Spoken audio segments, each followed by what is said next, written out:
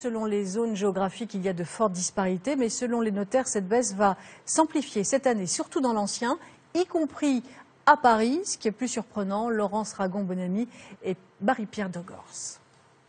Coup de froid sur l'immobilier parisien. En tout cas, les prix ont baissé depuis le mois de janvier. Moins 3,4%, soit 8 106 € le mètre carré. À l'exemple de ce 2 pièces de 37 mètres carrés, proposé à 350 000 € et qui n'a pas encore trouvé preneur. L'appartement est en vente depuis à peu près un mois, avec un certain nombre de visites réalisées.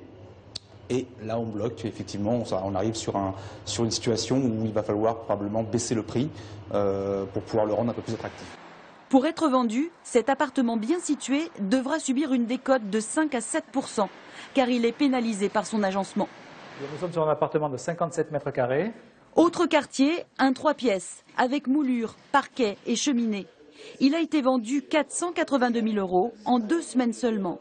Pour cet agent immobilier, il n'y a pas de miracle.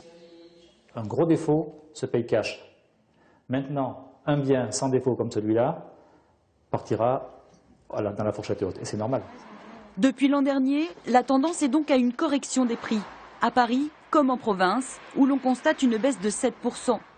Plus que jamais, ce sont les acheteurs qui ont la main et qui peuvent négocier leur prix. Les acheteurs ont changé de comportement depuis maintenant un an et en fait ils ne veulent plus payer n'importe quel prix, n'importe quel logement. Et ces acheteurs ayant changé de comportement, les durées de vente sont plus longues, les stocks se sont reconstitués, donc ils ont plus de choix. Et comme ils ont plus de choix, ils prennent plus de temps.